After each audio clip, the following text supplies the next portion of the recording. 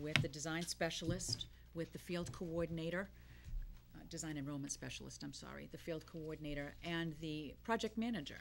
And that was the first time that I had a chance to speak with him, although he was more or less there to listen as opposed to speak. So prior to this teleconference, the district had submitted 5 new reports.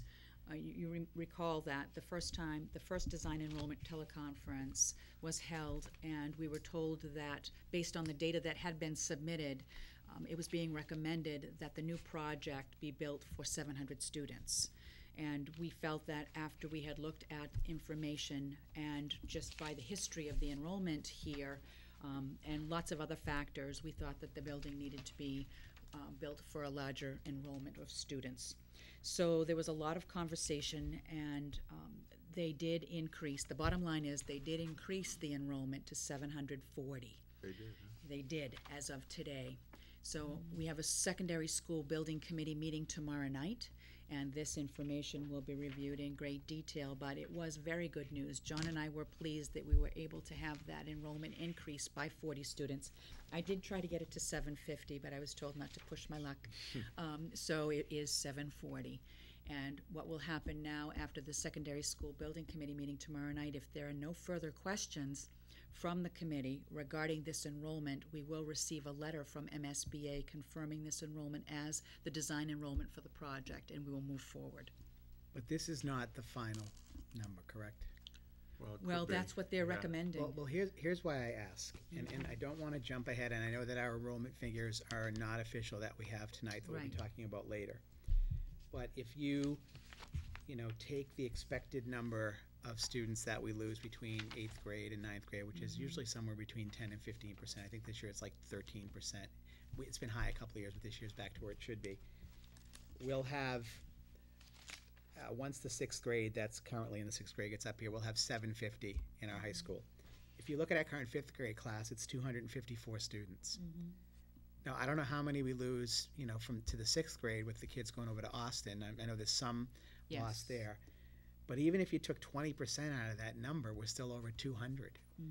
And we've never lost 20%. So if you take 12% out of that, we're at 220, 225. So that's going to put us close to 775 at the high school. And they said that. They said that the highest enrollment that we'll experience in 16-17, I think it is, 2016, 2017, will be That's right. in the higher 700s. Right. It should be between 775 and 800.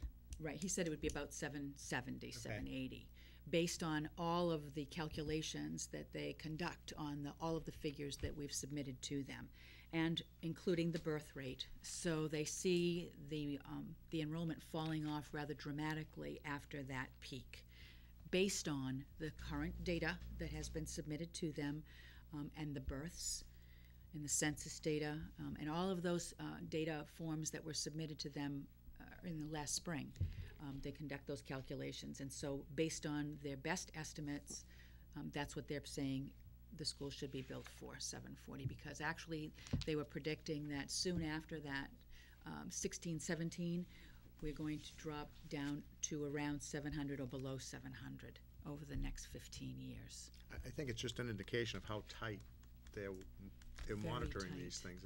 It's extremely tight, and they're kind of pinching us. But when I look at these, Mel, I do see, obviously, that 5th grade class is a big class. It is. But if you look at 6, 7, 8, and 9, and then the classes after that, if there's a 10% drop-off, it's going to bring us around that 750 mark. Well, if you look at K and 1. Yeah, K1, yeah. My one concern, however, is are they taking, and I mentioned this the last time we talked about this, are they taking into account the homes being sold by older parents whose kids have gone, moving out, and families moving in, 2 or 3 kids? They have all of that information. We also, one of the reports that we submitted had to do with the construction that has been proposed for this town at this present time, including all 3 and 4 bedrooms. Chuck brought this information to me. I also talked at length about Edgewood and the 46 acres that are still undeveloped, right now being zoned for commercial rather than residential. And this was the one time that the project manager spoke up, and he said, during your feasibility study and schematics, you need to be able to speak to the potential for needing to renovate or add in the future. So they want us to make sure that our common core areas are large enough to accommodate a larger enrollment in the future. But as it stands in the near future, when they're going to fund this project, they are proposing 740 and not 770 or 780. Any other questions, comments? No, I mean, it's just like I said, they're really, after the experiences they've had, they're really monitoring this very closely. Yeah, they're pushing. If you took the K through 3, yeah, it's 820. If you knocked off a percentage from 10%, Yeah. comes right out to 740. Right. you're in the 750, 740, Right. 750 range. And I think that if it were my planning, I'd be looking at, there's a stress period in here, and then we're past that. What we also potentially will have is not only a plan for expansion of a couple of classrooms or a transitional area, but also the ability perhaps, if it in fact turns out to be a high school, middle school, to be able to shift some of those rooms around a little bit. So there's some more flexibility that might be built in. I Right. think it's something we have to pay attention to as we go along through the next year and see where this thing is going and make sure that, in fact, there is room to grow. You don't want something too big either. Right. No, it's not healthy. Well, I think this is another, selling point to the community too, that we're doing this right, conservatively and without spending more money than, They're Needs to be spent. squeezing us. Yeah. They're squeezing it. They're not, it's not gonna be too big. I do have one other question, though, and that is related to, well, I understand that this is the projected high school enrollment. What about the issue of a joint, a shared facility? Is this, do we need to be providing middle school enrollment also, or? That has not been requested, and everything that I've received from MSBA has noted that it is a North Reading High School project. I'm recognizing that a lot of what has been submitted is a secondary school building project. And I'm wondering through the feasibility study, if at that point in time when they take a look at the middle school and the high school, then it's suggested that we move forward as a middle school, high school project. Yeah, because that concerns me, and I hope you will address that tomorrow night at the SSBC, because this building is 50, well, I think we're gonna have Almost to 50 years certainly raise old. it during the feasibility study. Right. As to how we're gonna address the situation here. There's no doubt about it. But that's the right place for it to come right, out. okay, Right. Is in the feasibility. Feasibility Okay. study. all right.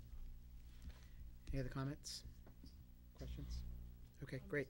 Happy that we got 40. Yeah, I am too. additional. I'm happy we got the 40 additional Not gonna push our luck anymore. spaces, so, 700, I'd probably be Right. making a lot Right. of noise. right, that'd be a big concern. 740, I can't. Okay. All right, And next, oh, go ahead. Under MSBA, we're also going to talk about the SOI for the green All right. Carl, do you want to repair talk? program. Okay. Yes, thank you. The committee may recall last week, we broached the subject of taking advantage of the MSBA's new program for green repair. Green repair is their title for window, door, heating, infrastructure improvements. The MSBA made this program available in June, July, and we brought it to your attention last week. The way the MSBA organizes these programs, even the smaller ones, such as the Green Repair Program, they're actually mini projects, mini building projects. When I say that, I mean that they require a statement of interest, a feasibility study, a request for services bid for an OPM. It's the entire program. They even look at enrollments. They also require a notarized and certified statement from the school committee and the selectmen saying they'll support the project should it be funded. So as we dig deeper down into the requirements for this program, I'm disappointed to share with you that it appears it's going to be difficult for us to pull off this application. It's due next week. We haven't yet asked the selectmen to take a formal position on it. And I believe that I probably brought this to your attention a bit prematurely before I looked into the, crossed my Ts and dotted my Is. So I think, at least from my perspective, it appears that we're going to have difficulty pulling together this program as soon as next week. And in discussions with the MSBA, they're hoping to have a program of this nature on an annual basis. There are no promises, but that is their desire, because it fulfills a lot of their requirements and goals and objectives, particularly in the green repair area. So I reluctantly suggest to the committee that we do need to put off this application for this year and hope to look at it next year. Yeah, my guess is they will, depending on the condition of the state and revenues, et cetera, they'll try to do this every year. It just makes sense, so we'll just keep our eyes open for next year and keep our fingers crossed with the one boiler over at the Little, Yes. correct? That's correct. Because if we do have problems, we're gonna have to make repairs to that one or to the second one, so. Pertaining to the MSBA update, it concerns me a little bit through the process. We've been talking about 2 schools, but the state is only addressing a single school. That really concerns me. What if we go to the feasibility study at that point? Because they've already said in their mind they're gonna do a single high school or a single building in the town. And we give them the feasibility study that says we need 2, and they just discount that and say, you're just gonna get the high school, because that's the way we've been thinking the entire time. Well, to be honest with you, Mike, being involved in this process for a while, we've vacillated with even the architects and the planning of this as to which way we're gonna go. And we felt that by moving forward with the secondary school project, that was the best way to address this.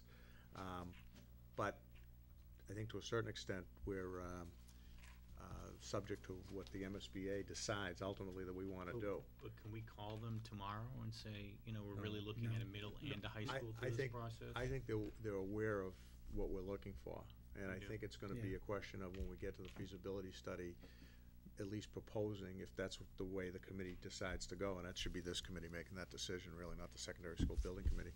But if that's the way we decide to go, then I think we're gonna have to try to include that in the feasibility study, which we've already done some work on, both. No, understood. I mean, Yeah. they're asking numbers for the high school Yeah. at this point. Yeah. So it sounds to me like the middle school wouldn't even be considered. The process that is in play at this time is that the school building authority gets enmeshed in the process, so that they're going to be following along as we're going along through the process, and so that they will be involved in the feasibility study, and they'll see all of the development, and they'll see the advantages of bringing the 2 together. What I've seen so far, I believe that's a high probability that that'll actually happen. But it just makes sense to do that. But I do share Michael's concern, because when prior to Michael joining the board, when David said that that the MSBA had come to us and said, we got you back on the list, my recollection of that information was that they got us back on the list to possibly be a model school for a joint. But they really shied away from that. I mean, the meetings we had, and I think, Cliff, were you at the meeting at the State House? No, I didn't. But they kind of shied away from this model concept, and they basically said, we're going to address your needs and not necessarily use this as a model. And from what this update is telling me, they're addressing our high school need, and that's it. Right, and that's I had the same That's concern. my fear. I mean, Yeah, and it's what I want to say is it's not because they don't know of what our no, I intentions understand. are. They may be. It may be that this is the way they're gonna move on this project. But again, I think that what we need to do is in the feasibility study. And the other thing is, even if it's a high school model that we move forward on, I think that we can still address or try to look at the core facilities as something that would work with the middle school and the high school as well.